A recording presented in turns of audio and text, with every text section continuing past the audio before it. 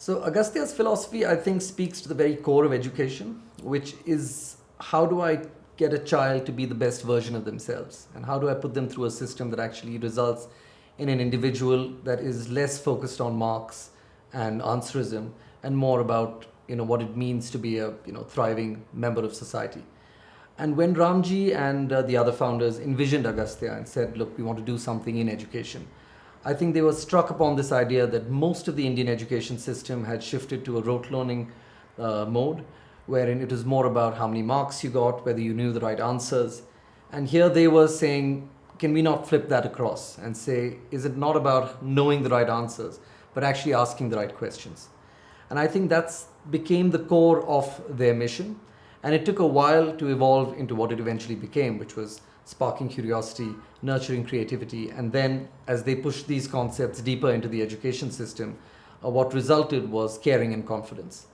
So ultimately what started out as how do we teach children science became how do we teach children art, how do we bring in mathematics, how do we bring in the other elements of education that children so desperately need.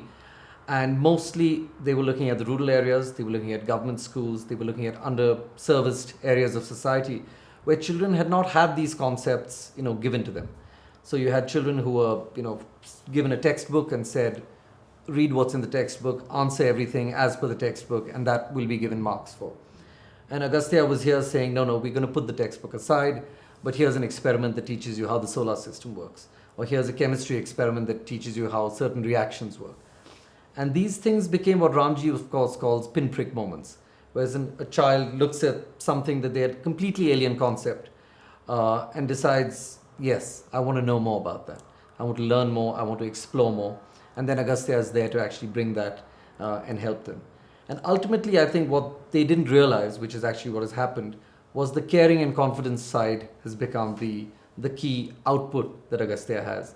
Whereas a child that even has very humble beginnings can say, if I can think and I can ask the right questions, then I'm confident that I can actually succeed and move ahead in this world. And I think that has been the key success of Agastya as an institution.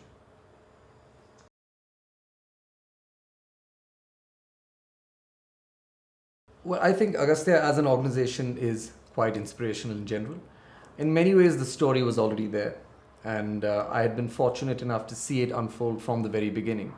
So in a true sense, I think the foundations or the groundwork or the stray anecdotes that eventually were pieced together to actually make this, the book come to life, they were all floating around in different parts of the organization. And in 2019, just before the COVID crisis, we had this idea that we would put this all together and create, if not a repository, but at least a kind of a milestone that said that yes, the foundation has reached this point, and these are all the stories, and these are all the learnings, and these are all the people that have kind of made it, allowed us to bring Agastya to this point. And I think in a very real sense, it was all there, and someone had to kind of put it together and mesh it together. But it did involve a lot of groundwork, it involved a lot of research, because when you look at Agastya, it's very unique as an organization. It is not just about the education, but there are actually three elements to Agastya. One is, of course, the children that it reaches, which remains the fundamental and core thing that we do. The other is the campus and all the ecological work that we've done there, which in many ways is taking science and applying it to reality and showing children and showing people who come that yes, our methods may be theoretical in some ways, but here's a practical application of how this can actually be done. And the third thing is the actual building of the organization that is Agastya. Because at the end of the day, it is about people. It is about employing the right people. It's about training the right people. It's about building those systems that even I would say large corporations sometimes struggle with, especially as they grow, especially as they add layers to their own hierarchies.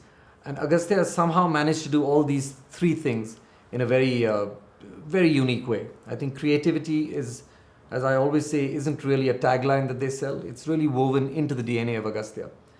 And so doing that, of course, required interviews. I must have interviewed over 100 people, donors, management, ex-employees, current staff, students as well, who were, have gone through the Agastya system and come out.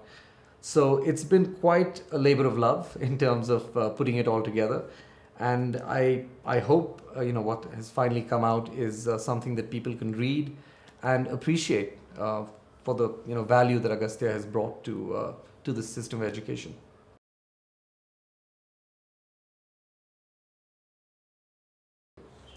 I think the confidence and caring part of it is a huge thing that Agastya has done. A lot of the children we spoke with, the confidence that they had, the self-assuredness that they had, and a lot of it attributed to Agastya's intervention. A lot of it attributed to the fact that maybe some of them were quite quiet and had no direction at one point, and they were given the tools, they were given the thought patterns, or at least the kind of the way to think about their own futures, in a way that maybe their schools and their existing teachers might not have given. And so now when we meet a lot of the young instructor leaders who are Agastya's the children with exceptional aptitude that Agastya has kind of pushed through its system, we find that they're in a very different place to where they were when they may have started out. And there are anecdotes in the book as well, and many stories that we've covered of children and their paths to becoming what they are today. And a lot of it has the unmistakable strain of Agastya's influence in their most formative years. I think the other thing that Agastya has done to a very real sense is make children feel that they're not bound by their circumstance. I think it's a wonderful way to kind of, especially in India, to actually bring about this belief in children that it doesn't matter if your mother was sweeping floors or if your father was a construction worker.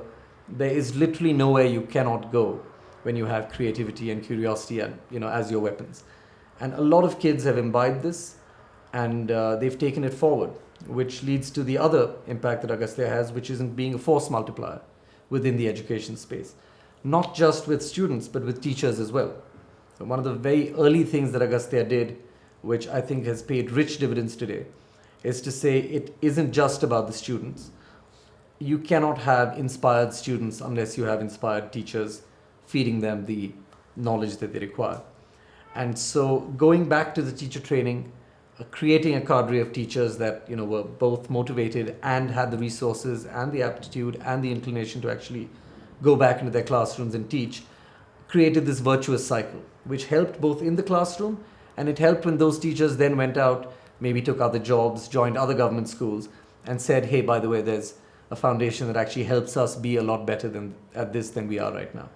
So Agastya's force multiplier, which is something that was coined very early on, was about, we don't mind if people come into our system and then leave, but what they take away with them actually then disseminates through the education sphere, and actually is a much better way to spread the ideas of creativity and curiosity across the Indian education system.